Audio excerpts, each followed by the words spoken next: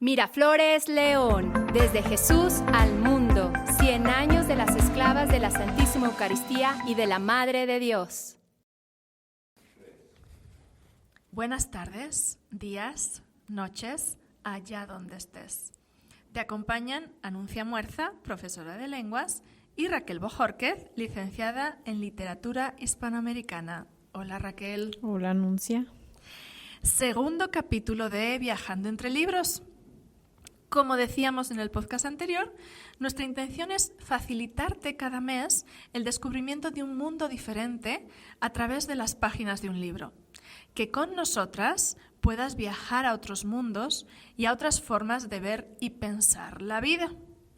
Así, el libro que te presentamos hoy es Balún Canán de Rosario Castellanos. Este libro fue su primera novela y se publicó en 1957. Tuvo un gran recibimiento en su momento y sigue siendo una obra fundamental para la literatura mexicana. Anuncia, ¿cuál es su impresión general sobre esta novela?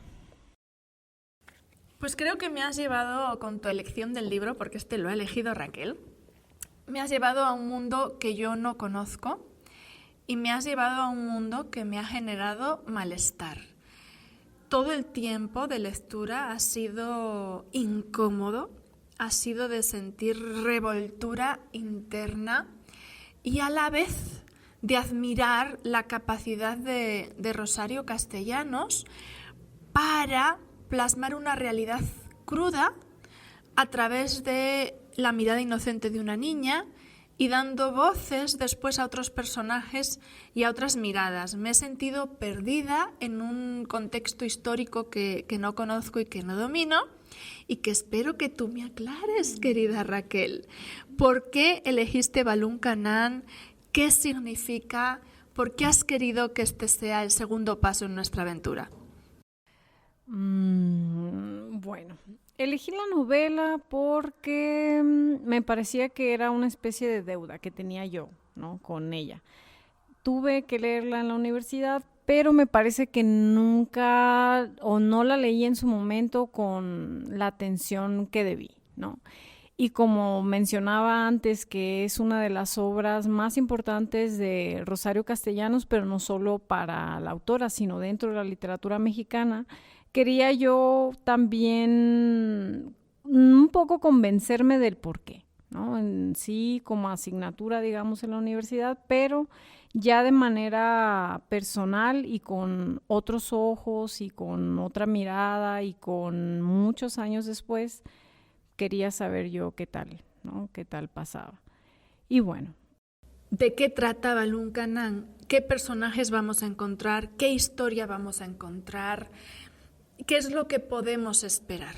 Bueno, primero Balún Canán es el antiguo nombre de Comitán, que es la ciudad donde se desarrolla en su mayoría la historia, ¿no? Y significa en el antiguo maya Tzeltal, que es la lengua que se habla en esa región, 9 estrellas o también le llaman 9 guardianes.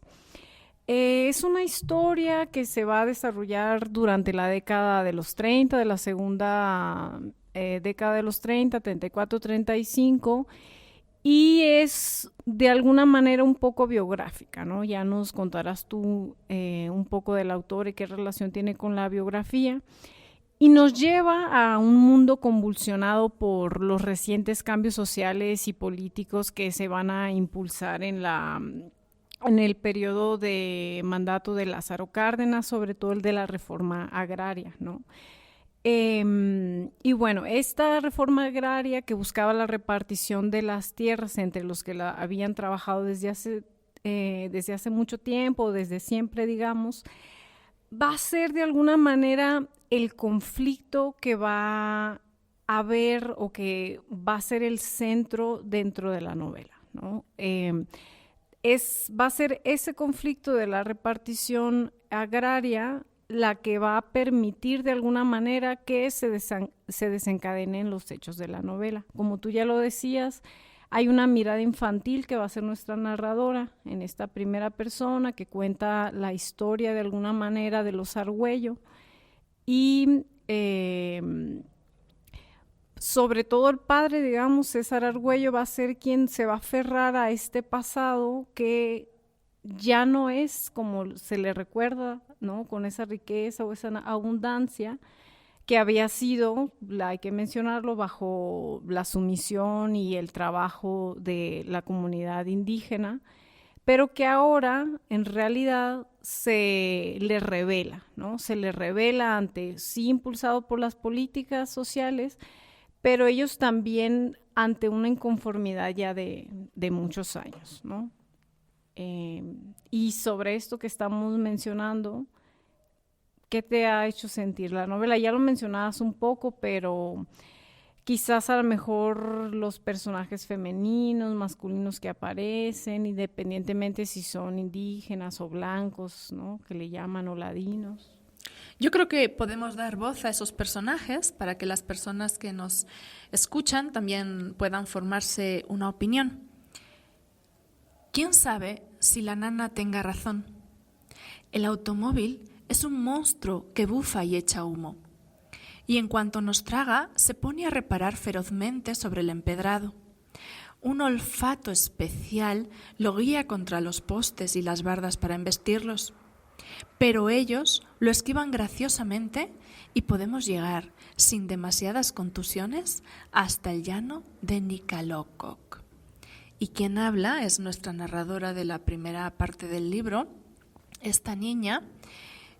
Y aquí creo que podemos ver, por un lado, la influencia como poetisa de Rosario Castellanos. Sus primeros pasos como escritora tienen una fuerte influencia y una fuerte producción en obra poética, y también de qué manera tan inteligente sabe ella plasmar la realidad y la inocencia. Esta voz narrativa es muy inocente, sí sabe plasmar la inocencia de la niña, y cómo la niña también ve los avances y ve también el mundo de su nana indígena como si todo fuera magia. Es una mirada inocente, es una mirada que interpreta el mundo en clave de magia, pero también al ser una mirada inocente es una mirada muy honesta, que es capaz de reflejarnos la realidad tal cual es, con total crudeza. Y vamos a pasar a una voz masculina, a una mirada masculina. Y aproximadamente a mitad de la novela tenemos a Ernesto. ¿Quién es Ernesto, Raquel?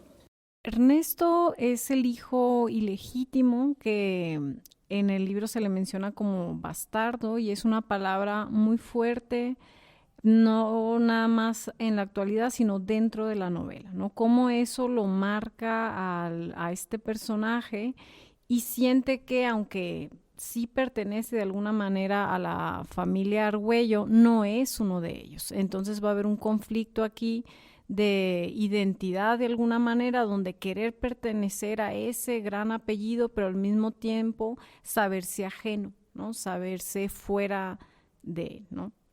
Saberse marginal. Ajá. Y saber que no perteneces a ese mundo, pero tampoco perteneces a los otros mundos. Vamos a darle voz a Ernesto. Pero Ernesto no era un comprador. Cuando le hablaban de riqueza, pensaba en otra cosa, en aquellas películas que había visto en el cine de Comitán. Los ricos son los que viven en palacios, los que ordenan a lacayos vestidos de librea, los que comen viandas deliciosas en vajillas de oro. Pero aquí no había más que un caserón viejo. En el cuarto de Ernesto había goteras, y sobre las vigas del techo corrían toda la noche las ratas y los tracuaches. Más valía no hablar de la servidumbre. Las criadas y los mozos eran indios, harapientos, y no había modo de entenderse con ellos. Se apresuraban a cumplir las órdenes, pero como no las entendían, siempre las cumplían mal. Los platos eran de peltre, estaban descascarados por el uso. La comida no era mejor que la que su madre preparaba en Comitán. Comida de rancho, decían, como enorgulleciéndose en vez de disculparse, cuando partían los tasajos de carne salada, cuando servían los plátanos fritos, de modo que esto era ser rico. Bueno, Ernesto no iba a decepcionarse de sus parientes, al contrario, estaba contento. Y aquí Ernesto nos pone encima de la mesa muchos temas, porque nos pone este concepto de la riqueza en el sur de México y en esta época, en el 1950, que es una riqueza en la que no hay oro en la vajilla, es una riqueza que implica que tú posees tierras y que tienes personas que las trabajan. Es una riqueza respecto del contexto que es mucho más pobre y más necesitado de lo que tú tienes, pero no es una riqueza de película. Ese es un tema, el concepto de la riqueza y la clase social. El otro tema es la lengua, porque los indígenas en esa época no tienen permitido hablar castilla. Es algo que no está reservado para ellos, como si el hecho de hablar español, Castilla, castellano, de Castilla-La Mancha, Castilla-León, las regiones de España de donde viene la lengua, donde se genera la lengua, esos reinos, como si fuera un privilegio. Entonces, ¿qué nivel de subordinación y qué nivel de escalones sociales y de distancias sociales que no se pueden solventar nos está reflejando la novela, Raquel? Justo, y bueno, este asunto de la lengua que como tú dices, muestra una subordinación, pero también incluso en la propia niña, por ejemplo, ¿no? En la propia niña que va a la escuela, pero no les enseñan en realidad, pero bueno, al menos sabe leer y escribir y tal, como el propio Ernesto, que es el que va a ir a fingir ser el maestro, pero no sabe enseñar y además no sabe la lengua de quienes les va a enseñar, entonces más bien es como una especie de fingimiento que César, el papá, no quiere intentar hacer. Pero este Ernesto, que sí tuvo la oportunidad de aprender a escribir y a leer, también hay algo ahí que forma identidad, no nada más para quienes no hablan español, pero incluso para los que hablan español. Hay algo ahí que Rosario Castellanos está diciendo sobre tu idioma, ¿no? Cómo eso te va formando identidad y cómo el acceso a ella pareciera a veces abrirte algunas puertas, pero al mismo tiempo hacerte partícipe de otra realidad y ver el mundo de manera distinta. Y aquí entra también dentro del contexto un cambio de normativa, porque esta novela no se puede entender si no se conoce la historia y la normativa, el cambio de reglas y de leyes que hay alrededor de ellas. En esta enseñanza de la lengua, en esta introducción de Ernesto dentro de la novela, hay un cambio de normativa. Las niñas de la escuela históricamente han ido a la escuela de una señorita que les enseña lo que sabe, a leer y escribir y algunas labores, que es lo necesario y suficiente para una chica de la época en esa zona. Tan, tan. Hay un cambio de normativa y viene lo que hoy en día sería nuestra Secretaría de Educación y le cierran la escuela porque lógicamente esta señorita ha heredado el negocio de su familia, pero no tiene una titulación específica ni tiene los permisos necesarios. Y entonces la ley indica que es el hacendado, el padre de esta niña, César, de nuestra narradora, el padre de la narradora, quien debe proveer de una escuela para todos sus trabajadores, y César, muy inteligente, encuentra la manera de hacer trampa para no generar más costos a su hacienda. Y entonces es cuando contrata a su hijo no reconocido como maestro, pero él tampoco es maestro, para que más o menos tenga ahí a las personas. Y estoy muy de acuerdo en cómo la lengua en ese momento era poder, pero cómo también hoy en día la lengua es poder. Y no hablamos de la lengua, pero sí hablamos en medio del manejo del relato, de cómo en un conflicto político, en una situación económica, en los medios de comunicación, quien se apodera del relato es quien se apodera de la opinión pública y quien puede transmitir su mensaje de manera más exitosa. Y quien no tuvo las estrategias necesarias queda relegado a un segundo plano, no considerado o tenido como mentiroso respecto del relato que fue primero y que ganó su posición. Esta novela tiene una estructura muy clara, Raquel. ¿Qué nos puedes decir sobre la estructura de la novela? Bueno, la novela está dividida por capítulos y a su vez por 3 partes, ¿no? Como mencionaba yo, la primera parte va a ser la voz de la niña, ¿no? Esta voz infantil que es desde la memoria, digamos, de una Rosario Castellanos autobiográfica o semi-autobiográfica.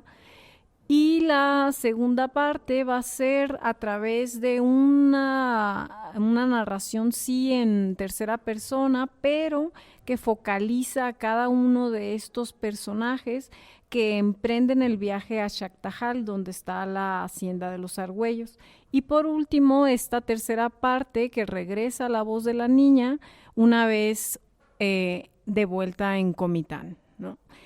Y por un lado me parece que la voz de la niña intenta ser una especie de punto conciliador, que mucho tiene que ver esta relación tan cálida con su nana, pero a la vez es honesto y cruel, ¿no? Porque las circunstancias de la época son así. Pero al mismo tiempo yo creo que no es nada más la situación de los indígenas, sino que cada uno de los personajes, o sea, toda la familia Argüello, el César padre, Zoraida la madre, Felipe, sí, el indio, su esposa, el propio Ernesto, la propia niña de la voz, son cada uno desde circunstancias particulares y culturales, son una especie de sujeto sufriente, ¿no? Todos sufren, a todos les duele algo, todos están padeciendo algo, ¿no? De alguna manera. Todos son el bueno y el malo en la historia de alguien. Ajá. Y les toca vivir el momento histórico y también el rol que les ha sido asignado, socialmente, que les ha sido asignado por su género, por sus propiedades, por su procedencia étnica. Cada uno de ellos tiene un rol asignado en la sociedad y pareciera que no pueda salirse de ese rol. Esto nos lo refleja la novela de manera muy clara y para mí deja una reflexión importante también. ¿Soy yo quien quiero ser? ¿Tengo capacidad de libertad? ¿O realmente soy quien me ha tocado ser en mis circunstancias, en mi contexto, por mi género, por el lugar y la familia en la que nací, por la forma en la que fui criada, por los introyectos que me fueron asignados, las cosas, esos mandatos que uno va aprendiendo, que está bien hecho y que está mal hecho? Es fuerte la visión y es fuerte la reflexión que se puede generar de esto, Raquel. Ay, justo pienso, bueno, tú ya apuntalas un poco o mucho sobre, bueno, qué reflexión o qué propósito, ¿no? Podría tener una novela como esta. Si yo menciono que hay mucho sufrimiento, vemos, ¿no? Que te causó incomodidad y bueno, ¿cuál sería el propósito de leer o de recomendar esta novela? Yo pienso que aún con todo este sufrimiento, como ya lo mencionabas, Anuncia, sobre esta narrativa que tiene tintes o que está ahí repleta de poesía, ¿no? Que hay mucha poesía en la narración. Eso es algo, por ejemplo, que a mí me gusta y que quizás, no sé, como latinoamericana, no es que me gusta ver a la gente sufrir, pero hay algunos relatos ahí de sufrimiento que... Yo quiero amor y tú quieres sufrimiento. Que no es que yo lo quiera conscientemente, yo creo, pero ahí esperaría yo que estos relatos ayudaran a la empatía, ¿no? Como a ver al otro, a dolerte por el otro, que quizás nunca vas a conocer, circunstancias que nunca vas a conocer y no sé, yo creería, pero no sé qué te pienses tú. Y yo cada día. Cada día en Latinoamérica. Cada día en Latinoamérica. Muy bien.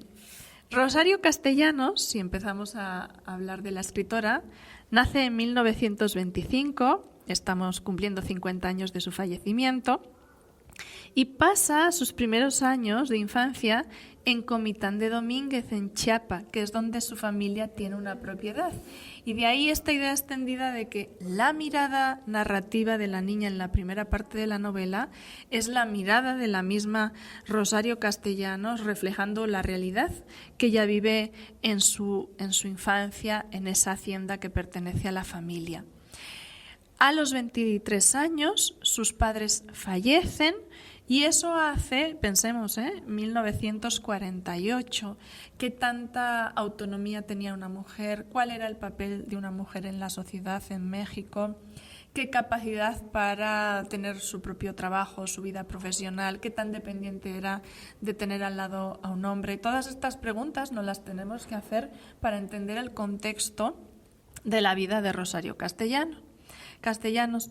Ella estudia filosofía en la Universidad Nacional Autónoma de México y su obra se caracteriza por dar voz a las mujeres. Porque claro, si en una novela no hablas, no tienes poder y tu mirada no se ve reflejada. Y si tu mirada no se ve reflejada en la vida social, tampoco en los medios de comunicación y tampoco en los libros, entonces, ¿cuál es tu lugar en la sociedad si nadie te pone voz? Y tiene una vida muy curiosa. Ella termina muriendo en Israel siendo embajadora de México. Tú tienes una predilección por Rosario Castellanos. ¿Cuál es tu mirada sobre la autora, tu vínculo con ella, Raquel? Bueno, quizás mi vínculo, no nada más de la universidad, será después con mi hermana más chica. Mi hermana más chica, no sé por qué, de dónde le surgió eso, porque siempre en casa hemos sido más de narrativa. Y ella es poeta, ¿no? Ella es poeta, le gusta escribir poesía y lo que más le gusta leer es poesía.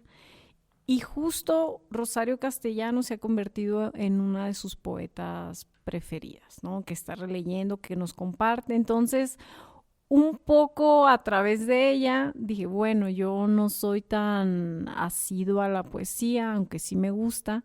Bueno, quisiera regresar otra vez, ¿no? A su narrativa, ¿no? Y mi mirada, además de esta circunstancia personal, creo que es una mujer, o fue una mujer muy inteligente, ¿no? En su época, ¿no? Y además de una gran artista, también, no sé, su vida personal también es algo que llama para mí, ¿no? Como pareciera que siempre tiene personajes femeninos que intentan evadir la realidad que les tocó, pero pareciera que en su vida personal, ya sin criticar, ella misma caía en estos estereotipos o circunstancias que, como dijo Cortázar alguna vez, es sujeta o sujeto de su época, ¿no? Al fin de todo. Creo que tuvo que ser una mujer muy valiente para aportar dos estandartes y dar voz a las mujeres en un momento en el que no se había tenido voz previamente. Y voz, no tanto una voz reivindicativa, política tal cual, que también ella tuvo sus posicionamientos, sino decir, yo también voy a plasmar el mundo interior y la mirada femenina dentro de mi obra literaria. Eso por un lado, y también muy fuerte su posicionamiento en dar voz al mundo indígena que ella conoce desde la infancia y que es parte inherente de la realidad y de la creación y del presente y el pasado y el futuro de la nación mexicana. Y dime, Raquel, ¿tu hermana qué obra poética de Rosario Castellanos nos recomendaría? No sé si ella recomendaría aunque sí la ha leído, pero es, digamos que uno de sus libros más famosos, Poesía no eres tú, un poco dialogando con esta poesía de Neruda, eres tú. Ajá, ¿no? Está ahí un poco desde la ironía, dialogando, ese sería uno. Desde la ironía, desde la reacción, desde plantear otra mirada. Pues perfecto, ya tenemos tareas si queremos saber un poco más de Rosario Castellanos y de su mundo, su realidad, su mirada y su forma de pensar. Y hasta aquí llega la conversación de hoy. Nosotras seguiremos hablando en privado. Os invitamos a encontrar a alguien con quien compartir libros, experiencias, vidas y miradas. Y a seguirnos en redes. Por favor, no se olviden de suscribirse al canal, así como de compartir nuestro contenido a sus familiares y grupos de redes sociales. Nuestro correo electrónico es podcast@mirafloresleon.edu.mx. En Instagram nos pueden encontrar en @mirafloresleón y en Facebook Colegio Miraflores León. Y estamos abiertas a escuchar sus opiniones, qué es lo que quieren que leamos, sobre qué quieren que opinemos. No sé si ya se habrán dado cuenta, somos muy diferentes, tenemos versiones del mundo diferentes y visiones y lecturas muy diferentes, y eso a nosotras nos gusta y nos enriquece, y esperamos que también enriquezca a las personas que nos escuchan. Muchas gracias por su tiempo. Hasta la próxima.